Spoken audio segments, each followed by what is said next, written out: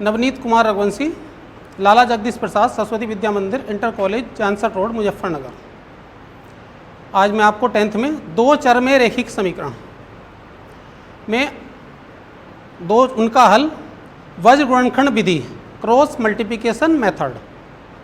दो चर का जो व्यापक समीकरण होता है a1x plus b1y plus c1 बराबर 0 एक समीकरण, a2x plus b2y plus c2 बराबर 0 दूसरा समीकरण।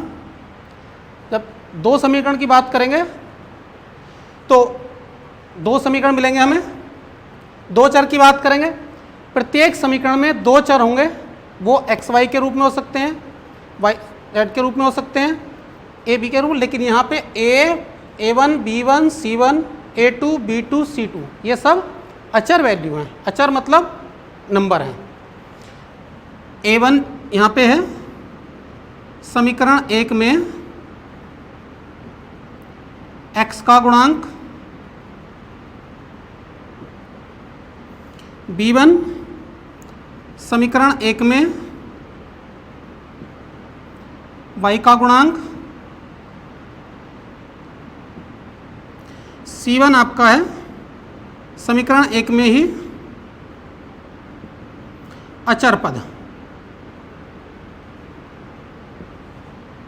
ऐसे ही a2 समीकरण 2 में x का गुणांक,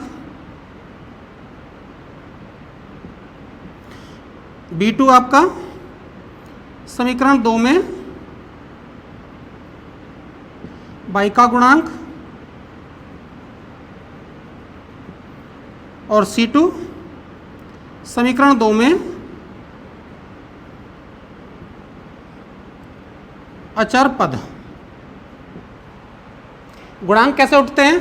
समीकरण 1 में अगर x को ढकेंगे तो इससे पहले जो भी पद दिखाई दे रहा है वो इसका गुणांक है a1 चिन्ह सहित।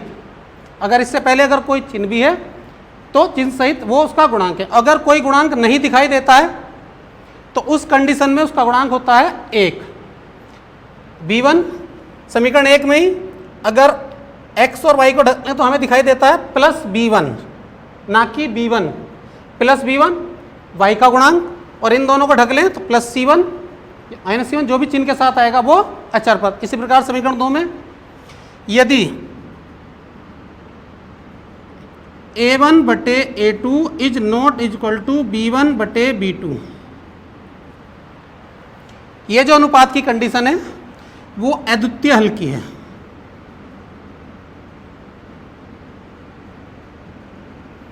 अद्वितीय हल का मतलब है कोई एक हल जिसके जैसा कोई दूसरा न हो, यानी कि इस समीकरण का केवल एक ही हल। ग्राफ की दृष्टि से करें तो ये रेखाएं कहलाती हैं प्रतिच्छेदी रेखाएं, जो केवल एक बिंदु पर एक दूसरे को प्रतिच्छेद करती हैं। जब कंडीशन आपकी आए a1 बटे a2 is not equal to b1 बटे b2, जब अद्वितीय हल का कारण बने तब हम वज्र गुणनखंड यूज कर सकते हैं, प्रतिस्थापन यूज कर सकते हैं, विलोपन यूज कर सकते हैं। केवल ग्राफी मेथड ऐसा है जिससे हम तीनों प्रकार के हल को दर्शा सकते हैं। बाकी तीनों मेथड से हम केवल अद्वितीय हल के मान निकाल सकते हैं, अन्य किसी के मान नहीं निकाल सकते हैं।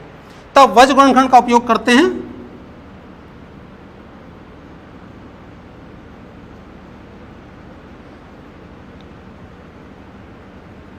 इसके अंतर्गत x, y और अचर value 1, a1, a2, b1, b2, c1, c2, x बटे y बटे 1 बटे, जब हम x की बात करेंगे उससे पहले ये जो चलते हैं x प्लस में, y माइनस में और 1 प्लस में, यहाँ पे जो चिन्ह चलते हैं प्लस माइनस प्लस। जब x की बात करते हैं तो x वाला कॉलम और x वाली रो छोड़ देते हैं, तो हमें बचता है b1 b2 c1 c2, इनकी क्रॉस गुणा b1 c2 minus b2 c1, ये माइनस ये। जब y की बात करते हैं तो y वाला कॉलम y वाली रो, तो बचेंगे A1 A2 C1 C2 cross गुणा A1 C2 minus A2 C1। एक के बात करेंगे तो एक वाला कॉलम एक वाली रो करेंगे, बचेगा A1 A2 B1 B2। तो आपका क्रॉस मल्टीप्लिकेशन आएगा A1 B2 minus A2 B1। इस माइनस को एडजस्ट करने के लिए x बटे B1 C2 minus B2 C1 बराबर y बटे इस माइनस चिन्ह को नीचे ले जाएंगे तो ये माइनस वाला प्लस बन जाएगा, प्लस वाला माइनस। तो स्थिति बन जाती है C1 A2 minus C2 A1 या A2 C1 minus A1 C2 बराबर 1 बटे A1 B2 minus A2 B1। ऊपर सारे चिन्ह प्लस के दिखाई देते हैं, नीचे ये क्रम बदल जाता है इस क्रम में। ये हमारा वज्र गुणनखंड का स्टैंडर्ड फार्मूला। इसे फर्स्ट पार्ट माने, इसे सेकंड माने, इसे थर्ड माने। तो फर्स्ट बराबर थर्ड लेने पर x का मान प्राप्त हो जाता है, सेकंड बराबर थर्ड लेने पर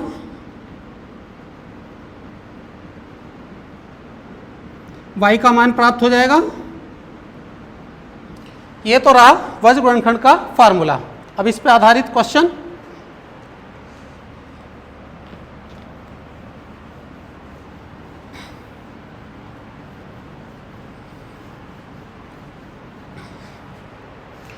exercise 3.5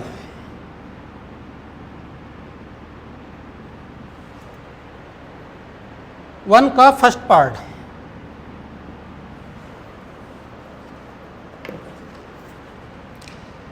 x minus 3y minus 3 बराबर 0। समीकरण 1 A1x plus B1y plus C1 बराबर 0 से तुलना करने पर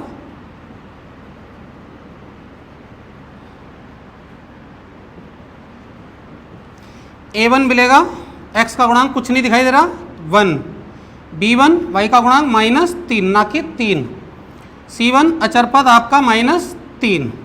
सेकेंड समीकरण है 3x माइनस 9y माइनस 2 बराबर 0। A2x plus B2y plus C2 बराबर 0 से तुलना करने पर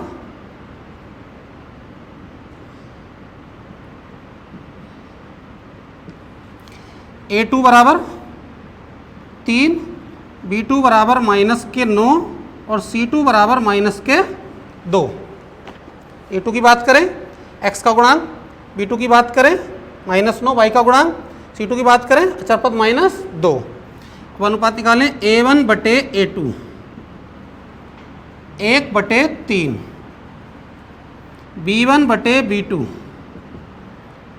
माइनस 3 बटे माइनस 9, माइनस से माइनस कटा 1 और 3 तो इसका मान भी आया 1 बटे 3।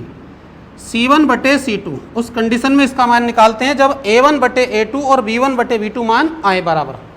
अगर ये दो मान बराबर नहीं आते तो C1 बटे C2 अनुपात निकालने की कोई आवश्यकता नहीं होती। अब C1 बटे C2 निकालेंगे, C1 का मान माइनस 3, C2 माइनस 2, माइनस से माइनस कटा 3 बटे 2। कंडीशन हमारी बन के आई A1 बटे A2 बराबर B1 बटे B2 is not equal to C1 बटे C2। ये होती है असंगत हल की कंडीशन, यानी समांतर रेखाओं की कंडीशन। जबकि हमारा वज्र गुणनखंड में लगेगा केवल अद्वितीय हल जब A1 बटे A2 is not equal to है B1 बटे B2। तो इसका हल वज्र गुणनखंड द्वारा संभव नहीं है। सेकंड क्वेश्चन इसी का, फर्स्ट का second part 2x plus y बराबर 5। समीकरण 1 A1x plus B1y plus C1 बराबर 0 से तुलना करने पर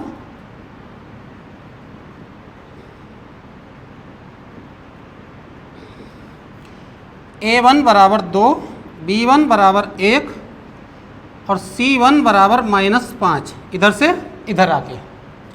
सेकेंड क्वेश्चन है 3x प्लस 2y बराबर 8, a2x plus b2y plus c2 बराबर 0 से तुलना करने पर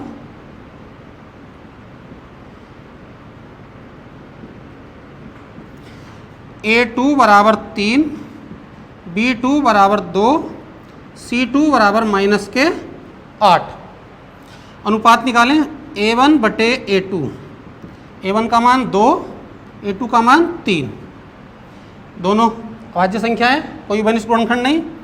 b1 बटे b2, b1 का मान 1, b2 का मान 2। आप देखें a1 बटे a2 is not equal to b1 बटे b2। a1 बटे a2 है 2 बटे 3, b1 बटे b2 है 1 बटे 2, दोनों मान बराबर नहीं है, तो यहाँ पे वज्र गुणनखंड लग सकती है। अतः वज्र गुणनखंड विधि द्वारा हल।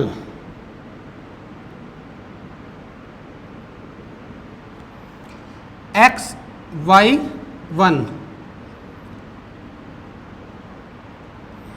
आपका a1 का मान 2, 1 minus 5, a2 3 minus 2 sorry plus 2 और माइनस के 8।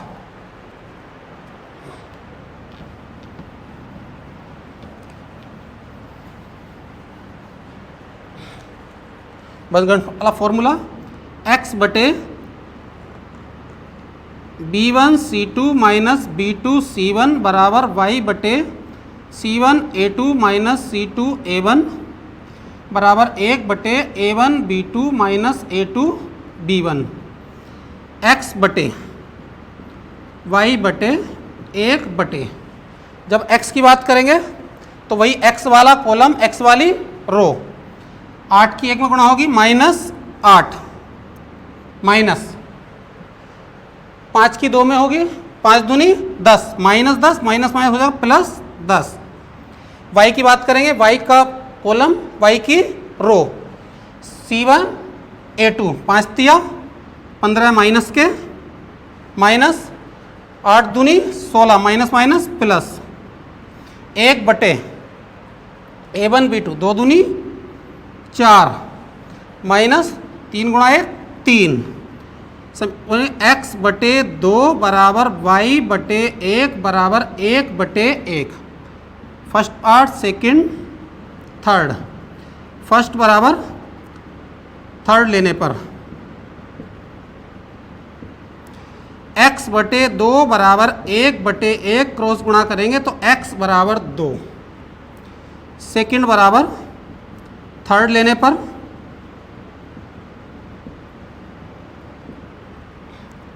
y बटे 1 बराबर 1 बटे 1 क्रॉस गुणा करेंगे y बराबर 1। समीकरण का हल x बराबर 2 y बराबर 1। ये सॉल्यूशन वज्र गुणनखंड विधि द्वारा। Next question,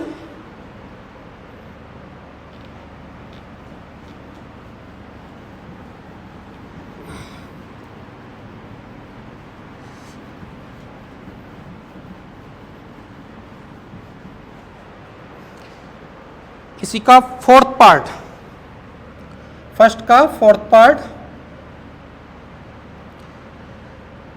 x minus 3y minus 7 बराबर 0।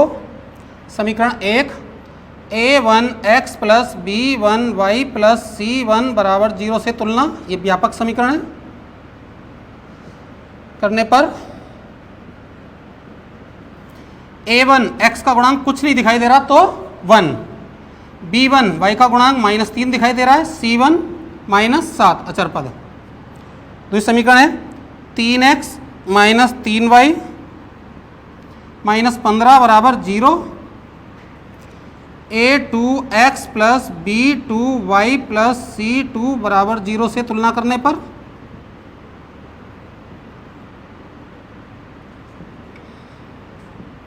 a2 x का गुणांक 3, b2 y का गुणांक माइनस 3 और c2 अचर पद माइनस के 15। अनुपात निकालेंगे A1 बटे A2 1/3 B1 बटे B2। B1 का मान -3, B2 का मान भी -3, 3 से 3 कटा 1, 1/3 1 के बराबर नहीं है, यानी A1 बटे A2 is not equal to B1 बटे B2। कंडीशन बनेगी अद्वितीय हल की,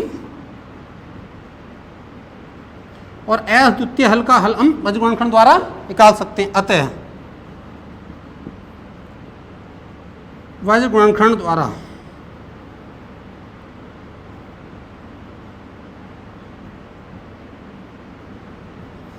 x y 1 A1 1 -3 -7 A2 3 -3 minus के 15।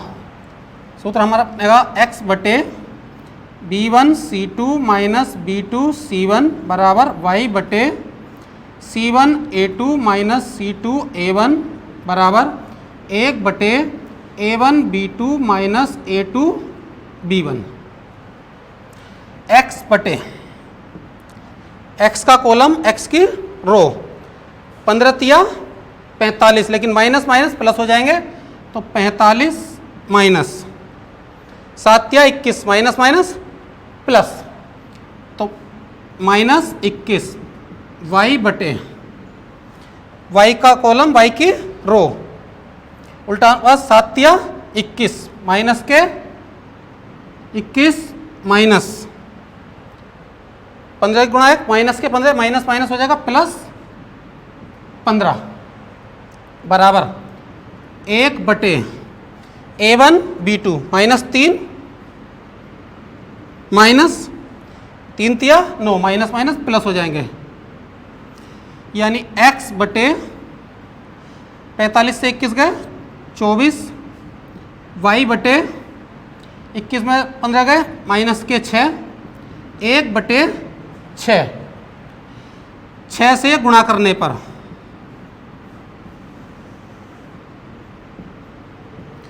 तीनों पदों में 6 से गुणा होगी तो x बटे 4 y बटे -1 बराबर 1 बटे 1।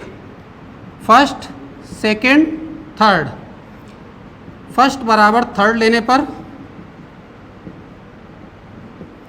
x बटे 4 बराबर 1 बटे 1, क्रॉस मल्टीप्लिकेशन करने पर x बराबर 4। सेकेंड बराबर थर्ड लेने पर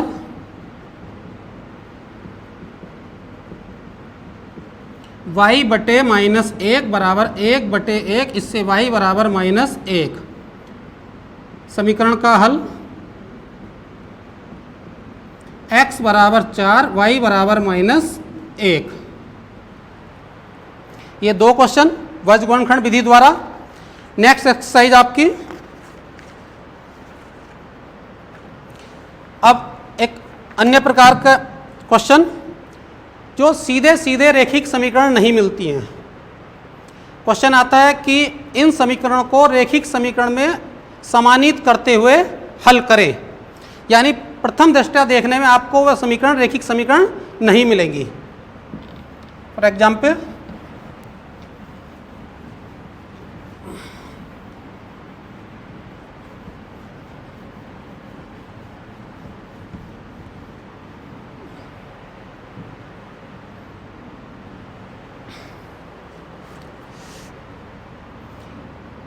एक्सरसाइज 3.6 पहला क्वेश्चन फर्स्ट पार्ट, 1 बटे 2x प्लस 1 बटे 3y बराबर 2 समीकरण 1, और 1 बटे 3x प्लस 1 बटे 2y बराबर 13 बटे 6 समीकरण 2।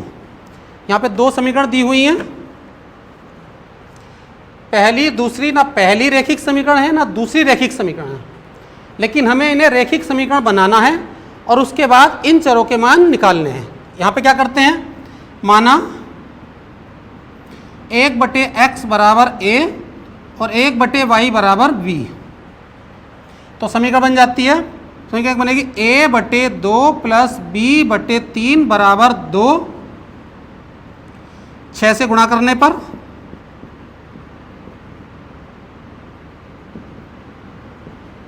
6 से इसमें गुणा होगी 3a बन जाएगा, ये 2 भी बन जाएगा, 6 दूनी 12, समीकरण 3। एक नई प्रकार की ये समीकरण रेखिक समीकरण बन गई जहां पे चर हैं a और b। ये रेखिक समीकरण नहीं थी लेकिन ये रेखिक समीकरण प्राप्त हो गई। इसी प्रकार सेकंड समीकरण बनेगी a बटे 3 प्लस b बटे 2 बराबर 13 बटे 6, 6 से यहाँ भी गुणा करने पर भिन्न खत्म हो जाएगी।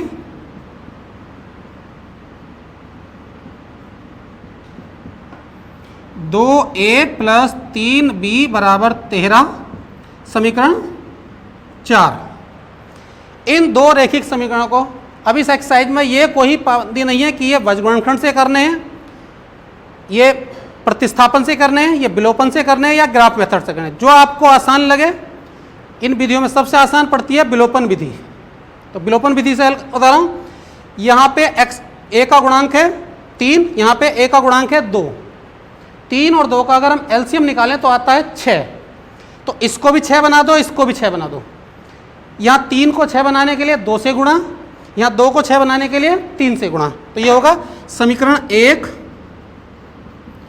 गुणा 2 व समीकरण 2 गुणा 3। समीकरण बन जाएंगी हमारी 6a प्लस 4b बराबर 12 दूनी 24। एक नई समीकरण नंबर 2। नेक्स्ट क्या रहेगी, 3 से गुणा 6a प्लस 9b 13 या 39। a के गुणांक बराबर हो गए, घटाने पर चिन्ह परिवर्तित, माइनस माइनस माइनस, a से a कट गया, माइनस के 5b माइनस के 15, माइनस से माइनस कटा तो 5b बराबर 15 और b बराबर 15 बटे 5, तो b का मान आया 3। b का मान समीकरण 3 में रखने पर, 1 और 2 में नहीं रखेंगे क्योंकि 1 और 2 x और y में है जो रेखिक समीकरण नहीं है। हमारे रेखिक समीकरण यहाँ तो ये 3a प्लस 2 गुणा 3 बराबर 12, 3a प्लस 6 बराबर 12, 3a बराबर 12 माइनस 6, 3a बराबर 6, a बराबर 6 बटे 3 बराबर 2, यानी a बराबर 2। a हमने माना था 1/x को, अतः 1/x बराबर 2, व्युत्क्रम लिखने पर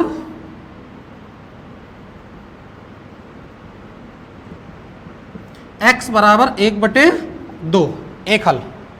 ऐसी b बराबर 3, b हमने माना था 1/y को, तो 1/y बराबर 3/1, और यहाँ भी व्युत्क्रम करने पर y बराबर 1/3। समीकरण का हल x बराबर 1/2, y बराबर 1/3। ये वो सवाल जिसमें हमें रेखिक समीकरण नहीं मिलती है, क्वेश्चन को रेखिक समीकरण में निहित करके और चर की वैल्यू प्राप्त करना। नेक्स्ट क्वेश्चन, इसी का सेकंड पार्ट।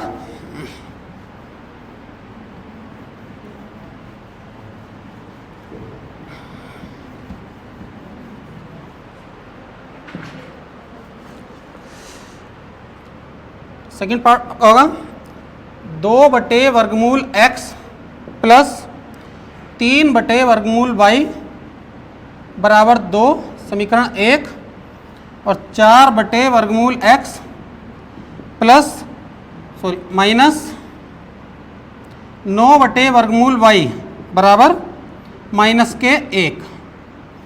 ये समीकरण भी प्रथम दृष्टया देखने में रेखिक समीकरण नहीं है। यहाँ पे माना 1/वर्गमूल x बराबर a और 1/वर्गमूल y बराबर b। तो समीकरण बन गई 2a प्लस 3b बराबर 2, समीकरण 3, और 4a माइनस 9y बराबर -1, समीकरण 4। गुणांक देखें, समीकरण 1 में a का गुणांक 2 है और समीकरण 2 में a का गुणांक 4 है। समीकरण 3 गुणा 2 बन जाएगी 4a प्लस 6b बराबर 4, और समीकरण 4 है 4a माइनस 9b बराबर -1। घटाने पर, क्योंकि चिन्ह समान है, चिन्ह परिवर्तित होंगे, माइनस प्लस प्लस, 4 से 4 कर देंगे, 2 और 6 15b बराबर 5, b बराबर 5/15, b की वैल्यू आई 1/3, b का मान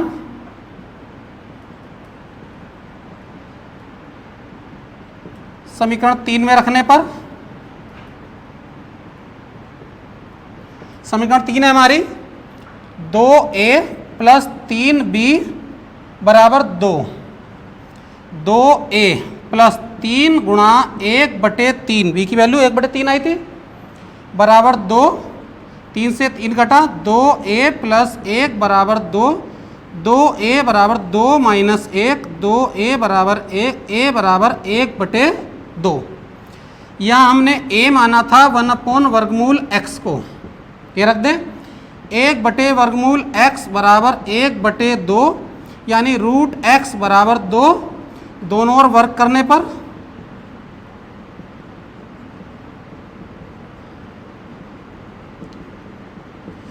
रूट x का स्क्वायर बराबर 2 का स्क्वायर, यानी x बराबर 4।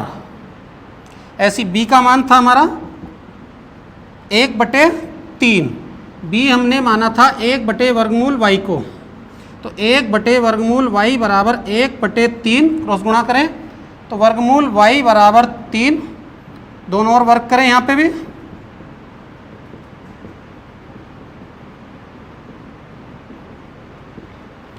रूट y का वर्ग बराबर 3 का वर्ग, y बराबर 9। समीकरण का हल,